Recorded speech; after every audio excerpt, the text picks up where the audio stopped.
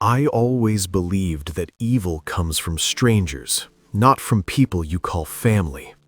I was wrong. The first warning came from the most unexpected person, my little grandson. He was still very young, barely understanding the weight of words, yet his voice carried a fear I had never heard before. One quiet evening, while I was resting, he came close to me and whispered something that sent a chill through my body.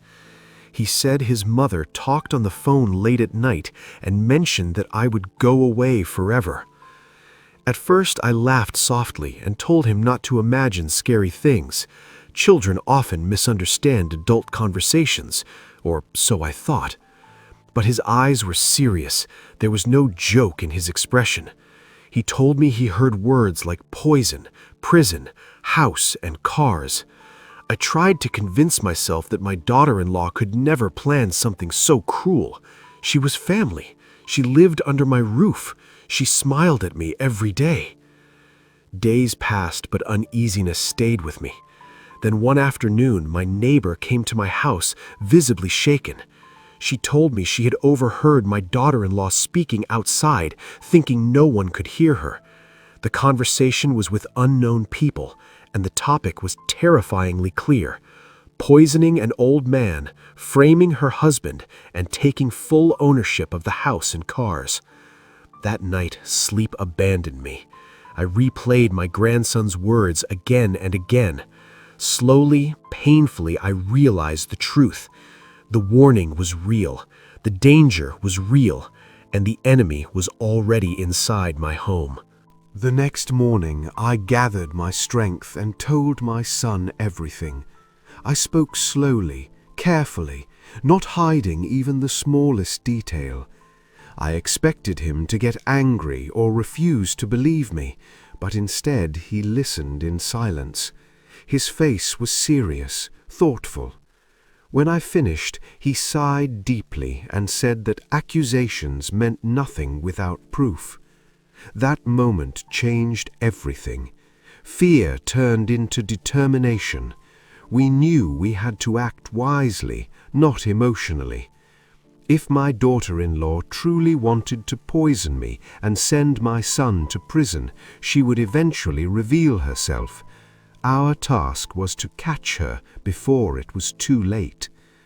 We decided on a dangerous plan.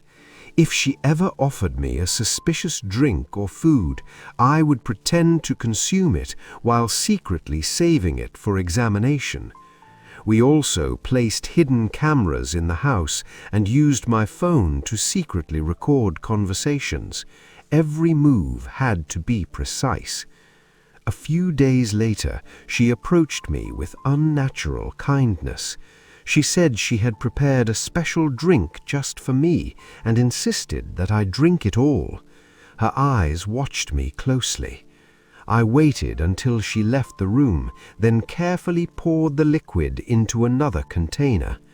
When she returned, she asked if I had finished it. I lied and said yes, adding that I felt dizzy and sick. I wanted her to believe it was working. She smiled, then laughed, not with concern, but with satisfaction. That laugh confirmed everything we feared. While we were gathering evidence at home, danger approached my son from another direction. Strange men began appearing near his workplace. One evening, police officers caught an unknown man attempting to unlock my son's car and hide packages inside the back seat. Those packages turned out to be illegal drugs. The plan was cruel and calculated. After planting the drugs, they intended to report my son to the police, accusing him of transporting narcotics. Prison would destroy his life. With me poisoned and him arrested, everything would belong to her. Under interrogation, the man confessed. He admitted that my daughter-in-law hired him and gave clear instructions. Meanwhile, the drink she prepared for me was tested by professionals. The results were shocking. It contained a lethal dose of poison. Hidden camera footage showed her adding it carefully, believing the camera was turned off. She had made one fatal mistake. She underestimated patience, evidence, and a father's love for his son. Every lie collapsed. Every piece of the puzzle aligned. The truth was now undeniable. The courtroom was silent as evidence after evidence was presented. Audio recordings of her cold conversations, video footage from inside the house, chemical reports confirming the poison, testimony from the man caught planting drugs, witness statements from neighbors. My daughter-in-law sat there, her confident mask completely gone.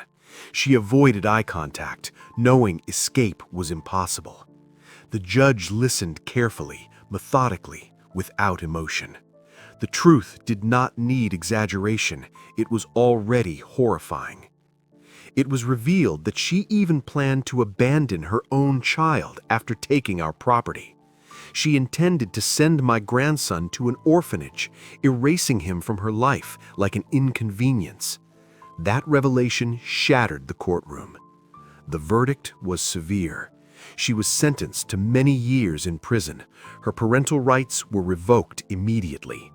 Justice had finally reached our home.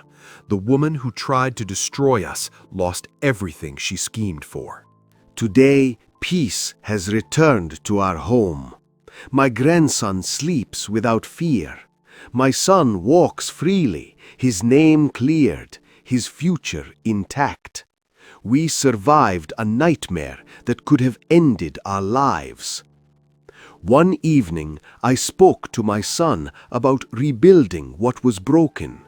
I told him the child needed a mother and that he deserved happiness again. He looked at me quietly, then nodded. "All right, father," he said, "I will marry again." Life does not end with betrayal.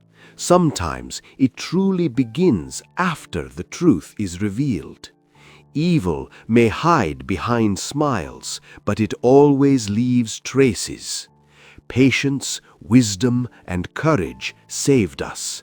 And now, after darkness, we finally live in the light.